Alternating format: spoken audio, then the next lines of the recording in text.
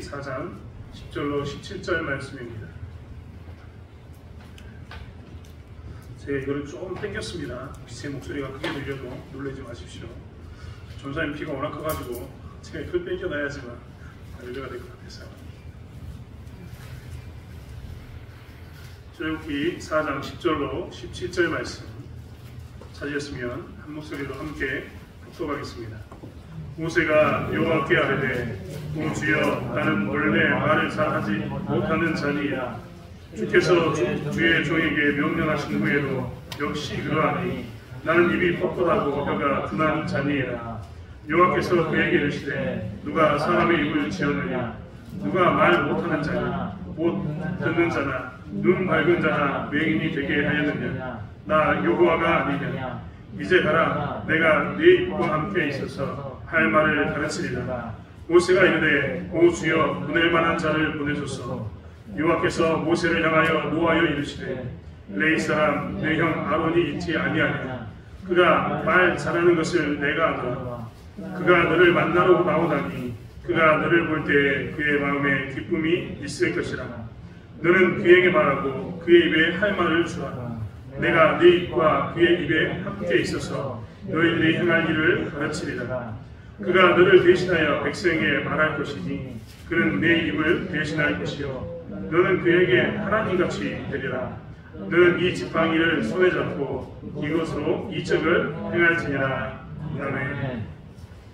이 시간 박진영 선생님 나오셔서 역전의 하나님이라는 제목으로 말씀 하실 때 많은 은혜 주시기 바랍니다.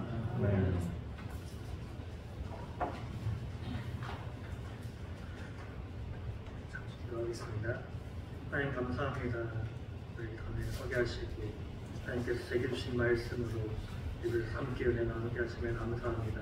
하나님 제게 주신 이 말씀을 전혀 사람 없이 저의 생각 없이 온전히 하나님께서 주신 대로 전하게 하시옵소서. 예수님의 이름으로 기도드립니다.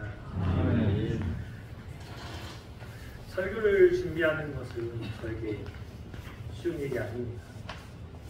그것이 단순히 제가 배움이 부족해서 아니면 또한 글을 쓰는 게 어색해서 그런 것이 아닙니다.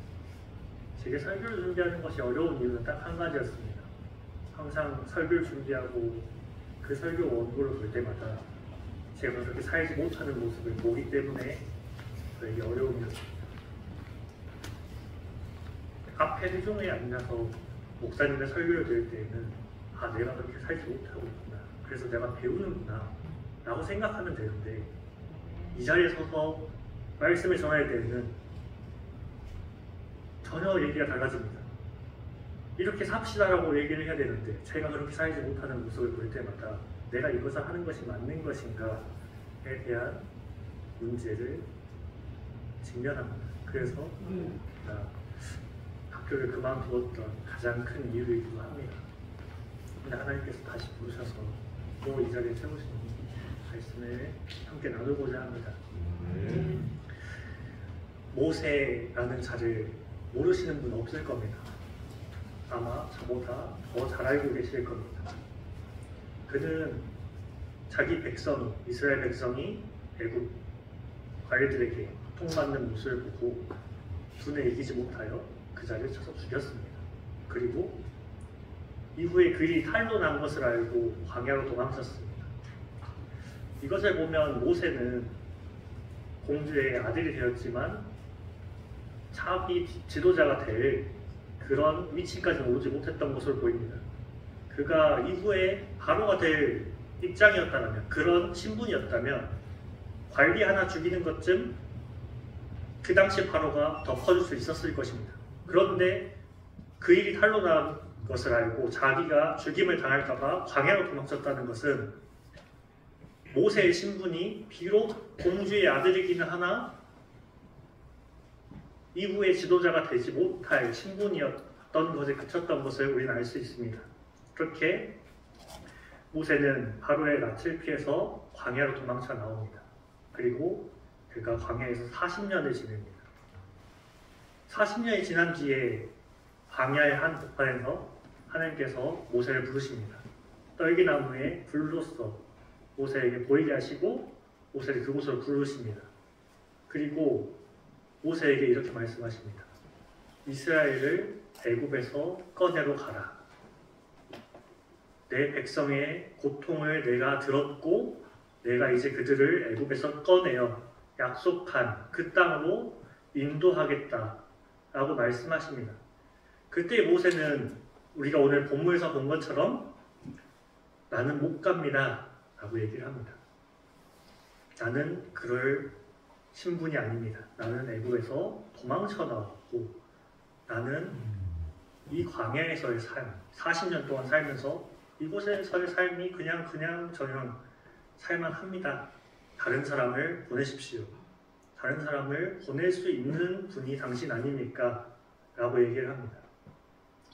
그런데 하나님께서는 그 뜻을 꺾지 않으시고 나는 너를 보내겠다라고 얘기하시죠. 이때 모세가 말을 합니다. 저는 말을 잘 하지 못합니다. 저는 혀가 둔한 자입니다. 근데 하나님께서 말씀하십니다. 너의 입을 만든 자가 누구냐? 그가 나다. 너를 만든 자가 나다. 내가 너를 말 잘하게 만들 수 있다. 나는 전능한 하나님이다. 라고 말씀하십니다. 그렇게 가라고 하는데도 모세는 가지 못하겠다고 합니다. 근데 저는 이 본문을 보면서 모세가 참 말을 잘한다고 생각했습니다. 감히 신과 말싸움을 할 수 있을 정도로 신에게 하나님에게 말대답을 할 수 있을 정도로 모세는 말을 잘하는 자였습니다. 그러니까 핑계에 불과했던 것입니다. 그러니까 하나님이 이렇게 말씀하십니다. 내가 너와 함께 있어 내게 할 말을 가르치리라. 사실 이 말씀은 저에게 되게 중요한 말씀입니다. 제가 처음 신학교를 가기 전에 하나님께 증거를 구했을 때 하나님께서 이 말씀을 주셨습니다. 내가 너와 함께 있어 내가 말할 것을 가르칠 것이다. 근데 연말이 되어서 설교를 어떤 설교를 할까 생각하다가 이전에 제가 설교 때 말씀드렸을 겁니다. 제 매장에 있는 게 제가 감옥 같다라는 얘기를 한번 했던 적이 있습니다. 그 시간이 쭉 지나면서 다른 사람을 통해서 계속 말씀을 보게 하십니다. 하나님께서 목사님을 통해서도 보게 하시고요. 어떤 다른 사람을 통해서도 보게 하셨습니다. 계속 말씀을 보니까요. 감옥인 줄 알았던 이곳이요. 광야였더라고요. 그걸 어떻게 알게 됐냐면요. 매장에 오는 손님들 길 지나가는데 제가 손 붙잡고 끄집고 들어와서 강매를 할 수가 없습니다. 어떻게 되냐면 하나님께서 이 매장 문을 열고 들어오게 만드셔야 들어오는 겁니다. 그러니까 제가 먹고 살 수 있는 방법은 하나님께서 주셔야 먹고 사는 거였어요. 그렇게 생각이 되니까 아 여기가 광야구나. 내가 지금 있는 곳이 나는 감옥이라고 생각했는데 광야구나 라는 생각으로 바뀌었습니다. 그런데도 불구하고 제 생각에 염려와 걱정이 떠나지 않았습니다. 매장을 오픈하고 나니까요. 난방비 걱정해야 되죠. 매출 걱정해야 되고 매입하는 거 걱정해야 되고 대금 나갈 거 걱정해야 되고 인건비 나갈 거 계산해야 되고 너무나도 생각할 게 많은 겁니다.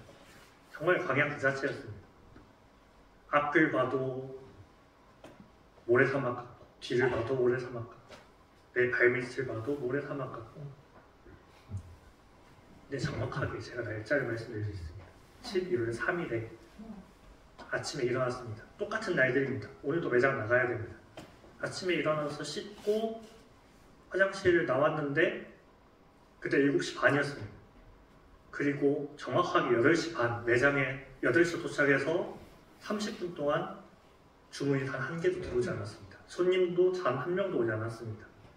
그런데 하나님께서 제게 주신 마음이 이 제목 그대로였습니다. 나는 역전의 하나님이라. 계속 그 마음을 주시는 겁니다. 30분 내내 손님이 안 오는데 걱정이 안 되는 겁니다. 이상했습니다. 원래 8시부터 9시 사이에 주문이 제일 많았거든요. 저희 매장에. 근데 그 중에 절반이 주문이 안 들어오는데도 걱정이 안 되는 겁니다. 계속 저 마음만 하나님께서 주시는 겁니다. 그리고요. 정확하게 8시 반부터 9시까지 1시간에 판 매출 2배가 나왔습니다. 그러면서 하나님께서 제게 또 주시는 마음은 뭐였냐면 나는 언제든지 이렇게 할 수 있다. 다만 너가 나를 못 믿는 것뿐이다.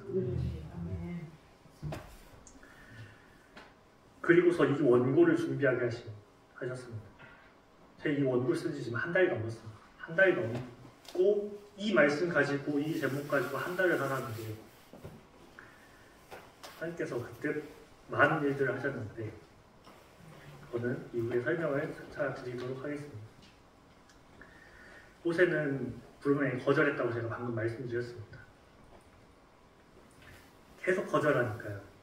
하나님께서는 내가 할 말을 가르치겠다고 했는데도 거절했습니다. 그러고 나니까 하나님께서 이렇게 얘기하셨습니다. 네 형 아론이 있지 않냐? 내가 아론을 붙여주겠다. 너가 힘에 붙일 것 같으면 아론을 보내주겠다.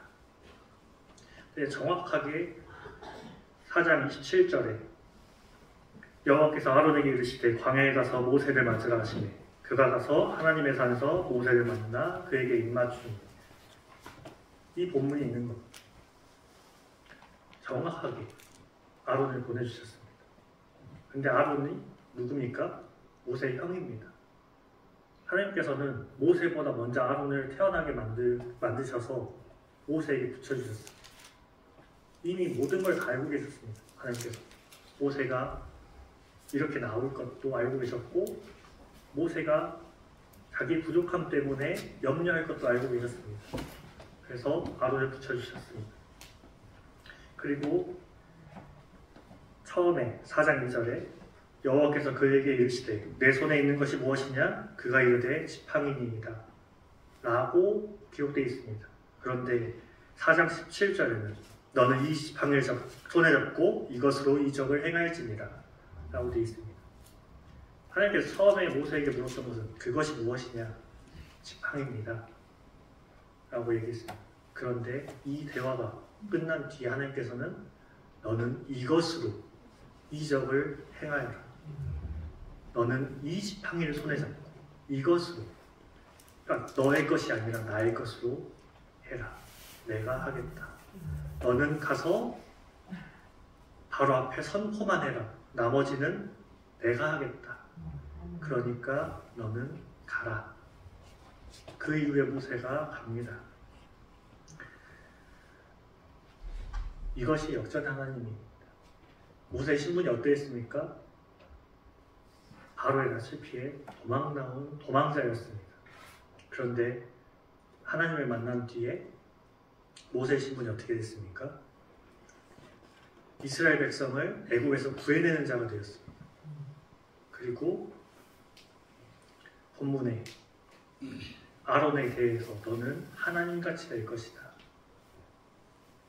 사람이 피조물이 다른 피조물에게 하나님같이 될 것이다. 그거를 하나님 본인이 말씀하셨어요. 너의 신분을 내가 완전히 바꿔줄 것이다. 너의 마음, 도망자로서 쫓기는 마음, 도저히 애굽으로 돌아갈 수 없는 그 마음 내가 완전히 바꿔줄 것이다. 너는 나만 봐라. 너는 나만 봐라. 너의 주 하나님 나만 바라보고 가라. 그렇게 해서 애굽의 백성들 꺼내 나왔을 때 모세는 어떤 사람이 되었습니까? 이스라엘 모든 백성들이 처음 광야를 경험했을 때 모세 단 한 사람만 40년의 광야를 경험해본 경험자가 되어 있었습니다. 그러니까 모세는 도망쳐 나왔는데 시간이 지나고 보니까 하나님께서 그 광야를 40년 동안 먼저 살게 하신 이유가 이 백성들을 꺼내기 위해서 너는 먼저 경험해야 한다. 그거 이유였습니다. 마찬가지였습니다. 저도 매장에서 감옥이 아니라 광야임을 깨닫고 하나님 앞에 끊임없이 나갔습니다. 도대체 저에게 광야가 왜 필요합니까? 왜 필요합니까? 저 이 광야 빨리 넘어가고 싶습니다. 라고 계속 기도했습니다. 하나님께서 제게 주신 마음이 하나였습니다. 내가 너를 다시 보낼 거다. 너에게 첫 번째 줬던 이 약속의 말씀을 다시 너에게 주고 내가 너를 다시 보낼 거다. 근데 너는 이 광야를 다 경험해야 한다. 다 겪고 다 경험한 다음에야 너가 갔을 때 너가 온전히 감당할 수 있다. 그러니까 너는 여기서 다 겪어라. 그 말씀이요, 제게 엄청 무거운 짐이 되었습니다. 저는 광야를 안 겪고 싶은데 다 겪어야 된다고 하시는 거예요. 몇 년이 걸릴지 모르겠는데 다 겪으라고 하시는 거예요. 그런데 반대로 그럼에도 불구하고 나는 역전의 하나님이다. 내가 모든 걸 바꿀 것이다. 너의 마음을 완전히 뒤집어 놓을 것이다. 라고 말씀하셨습니다. 역전이라는 단어에 우리가 가장 열광하는 이유가 무엇일까요? 역전이 가장 극적인 순간이 되는 때가 언제입니까? 야구에서는 9회 말 투아웃 풀카운트, 모든 것이 다 끝났다고 생각됐을 때, 그때 한 타자가 역전하는 홈런을 날리면 그것만큼 짜릿한 승리가 없죠. 그리고 우리가 얼마 전에 경험했습니다. 포르투갈전 때 모두가 한국이 이길 가능성이 없다고 했습니다. 전력상 도저히 한국이 이겨서 16강에 나갈 방법이 없다고 했습니다. 그 확률이 매우 낮아서 1%도 안 된다고 했습니다. 그런데 역전하는 그 골이 언제 터졌습니까? 후반까지 90분이 다 지나고 추가 시간이 터졌습니다. 그리고 그들이 16강 진출하고 나서 태극기를 꺼내들었는데 거기에 써진 글씨가 우리 국민을 울렸습니다. 거기에 써진 글씨는 이랬습니다. 중요한 것은 꺾이지 않는 마음.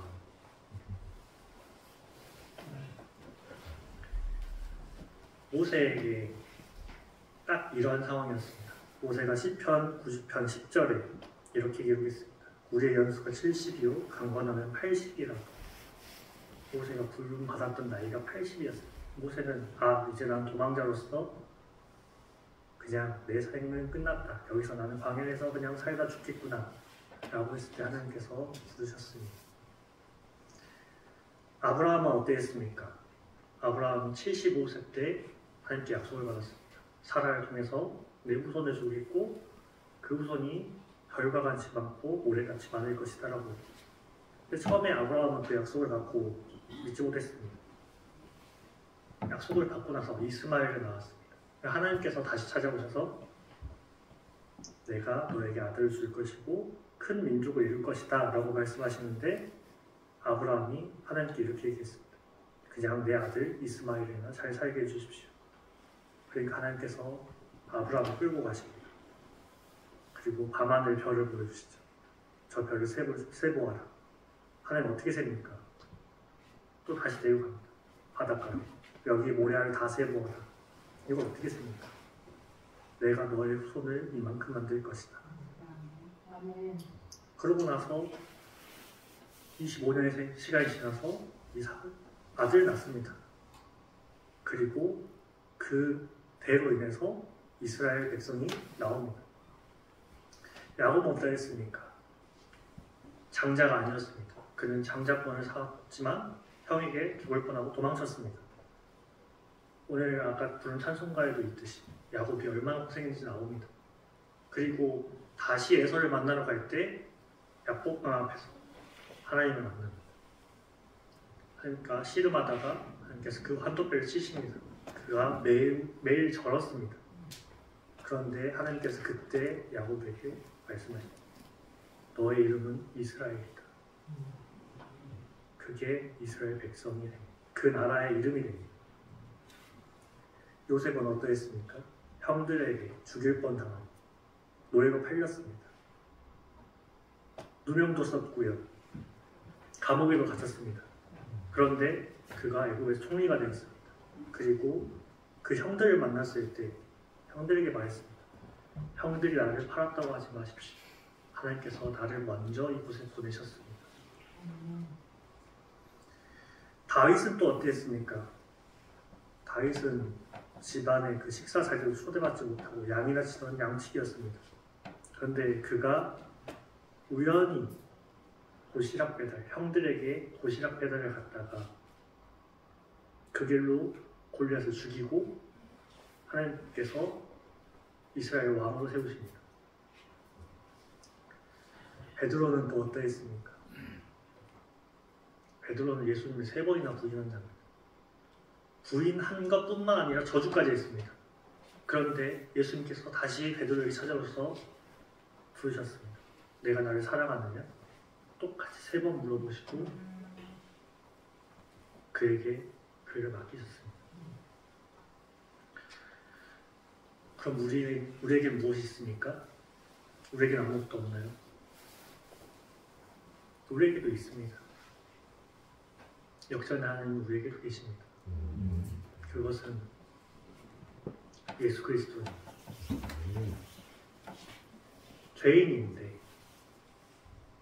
우리는 죄인인데 우리는 죽으면 지옥 갈 수밖에 없고 망할 수밖에 없는 존재인데 하나님께서 오늘 오전에 본문처럼 그 아들을 보내십니다. 그 아들이 하나님과 동등됨을 여길 것으로 여기지 않고 종의 형상을 가지사 이 땅에 오시고 그 죄인들 손에 죽어가심으로 구원을 이루십니다. 그런데 여기서 역전을 이루시죠. 죽으면 끝인데 예수님께서 죽으시고 사흘 만에 부활하십니다. 그래서 죽는 것이 끝이 아니다. 너네 죽음이 끝이 아니다. 다시 부활할 것이다. 그래서 역전의 첫 발판을 만들어 주셨습니다. 지금 뉴스를 보면 좋은 뉴스가 하나도 없습니다. 금리는 계속 오르고요. 사람들은 다 힘들다고만 하고요. 물가도 오르고. 그런데 이 뉴스가 내년에도 힘들다고 합니다. 내년이 더 힘들다고 합니다. 제가 매장을 해보니까 이걸 절실히 느낍니다. 저는 몰랐거든요. 제 월급은 그냥 정해진 대로 나오고 저는 이 안에서 그냥 쓰기만 하면 되는데 요즘은 아주 절실히 느낍니다. 근데 이것뿐만 아니죠. 우리 삶 속에서 문제가 얼마나 많습니까? 어려움이 얼마나 많습니까? 그런데 이 어려움은 우리만 겪나요? 아니요. 믿지 않는 자들도 겪습니다. 그러면 우리는 달라야 되잖아요. 그들이 힘들다. 제가 맨날 편의점에 뭘 하러 가면 편의점 사장님 저한테 힘들어 죽겠다. 힘들다. 사람이 안 온다. 세상 사람들 힘들다는 얘기 똑같이 합니다. 그런데 우리는 어떤 모습을 가져야 합니까? 하나님께서요. 우리를 사랑하신다면서요. 우리 아버지가 되신다면서요.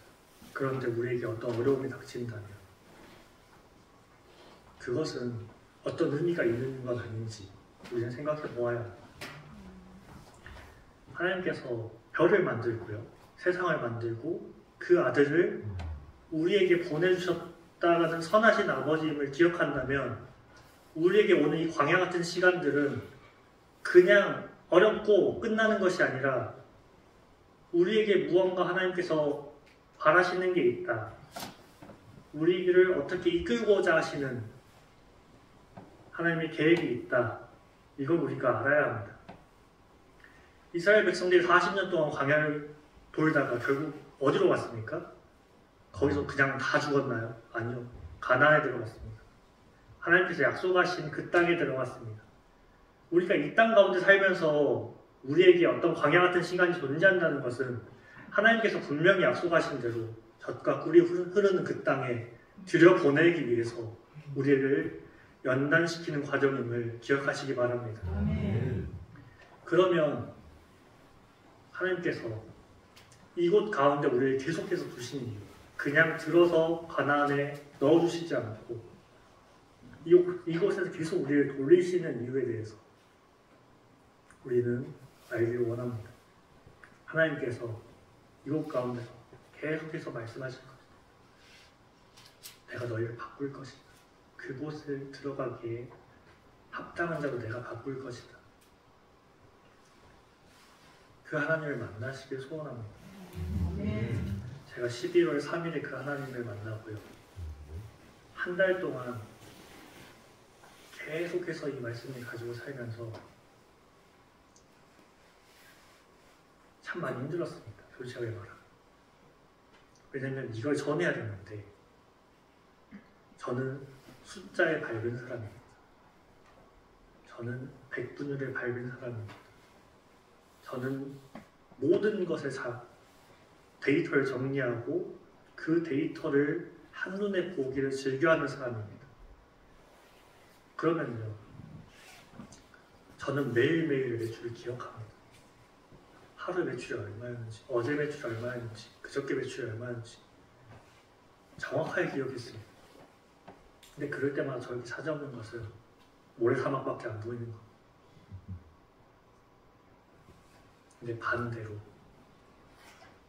제가 어느 순간부터 하나님 이제부터 제가 매출 보지 않겠습니다. 매출을 정리는 하는데 보지 않겠습니다. 저 어제 매출 얼마인지 모릅니다. 제 매장인데 제 매출이 얼마인지 어제 매출이 얼마인지 모릅니다.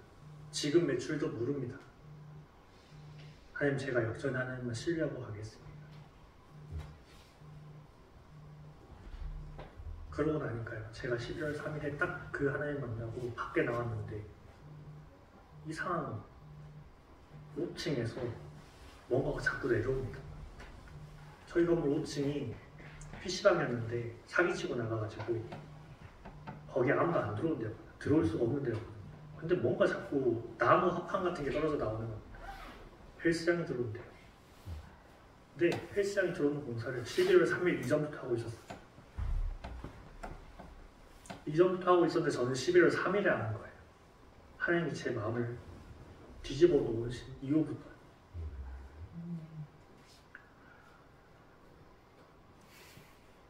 여러분 삶에 힘든 시간이 온다면 그것은 분명히 하나님께서 여러분들의 마음을 바꾸시기 위한 시간임을 믿으시기 바랍니다.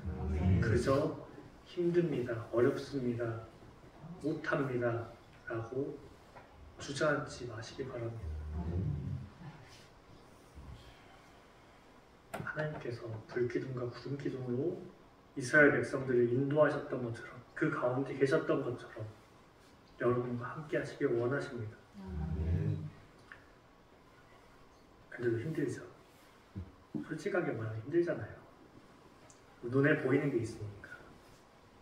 그때는 불기둥이라도 있고 구름기둥이라도 있었지.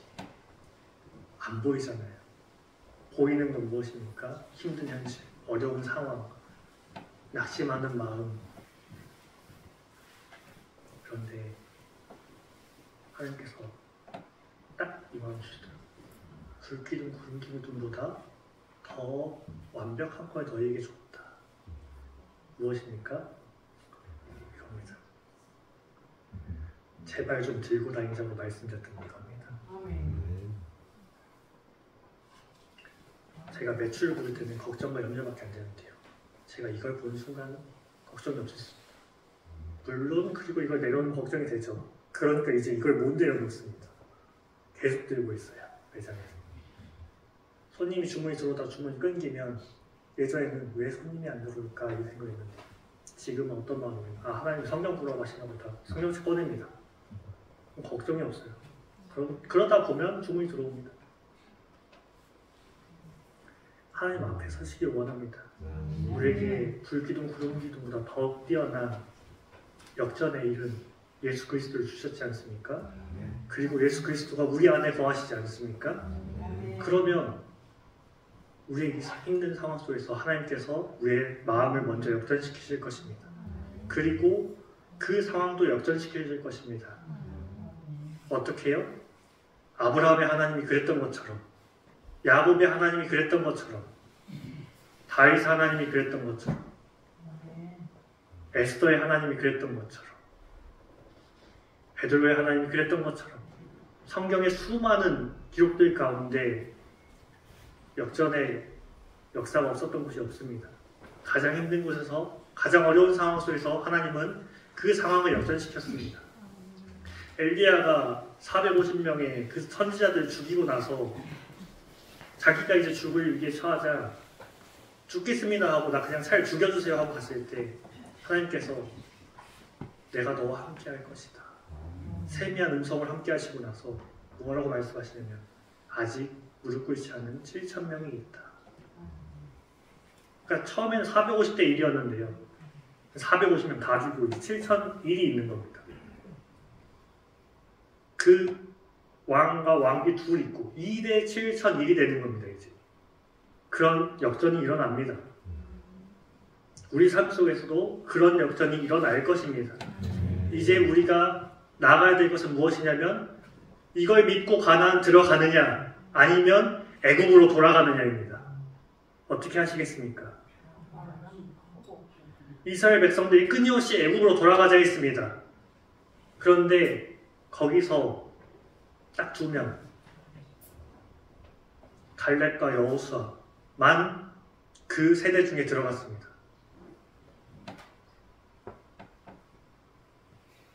제가 처음에 말씀드렸죠. 이 자리에 설교하기 너무 어려웠다. 마음에 찔림이 있어서. 설교를 준비할 때마다 저는 제 무덤을 파는 것 같은 심정으로 준비했습니다. 그러니까 이 자리가 너무 힘들었습니다. 근데 얼마 전에 다른 교단에서 은퇴하신 목사님이 그 얘기 하시더라고요. 설교자는 가장 먼저 은혜 받는 자다. 그러고 나니까 준비하는 것이 마음 편해졌습니다. 그리고 나니까요, 제가 지금 제 강대상에 있는 배열이 바뀐 거 혹시 보이십니까? 안 보이시죠?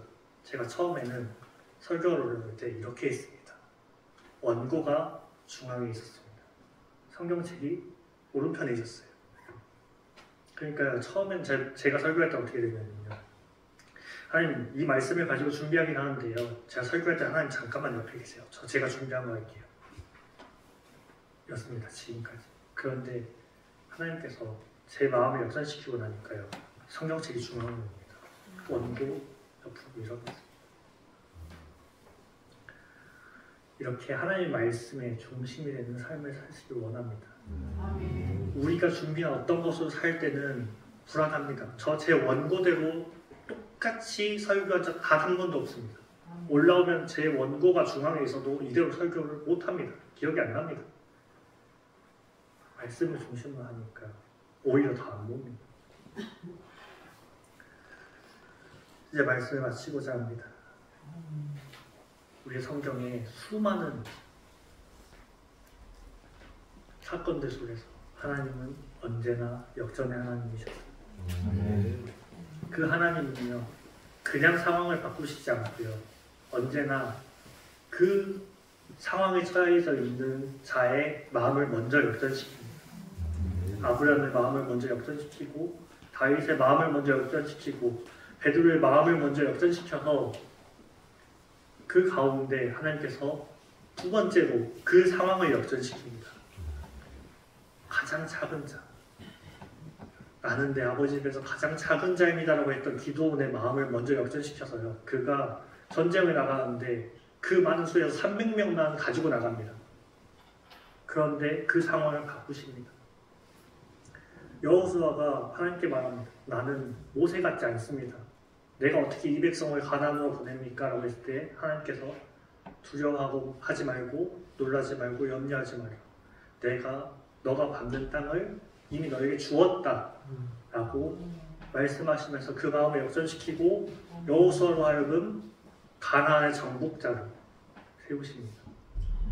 하나님은 언제나 어떤 상황에서도 우리의 마음을 먼저 역전시키시고요, 그리고 우리의 상황을 역전시킬 것입니다. 광야 같은 인생입니다.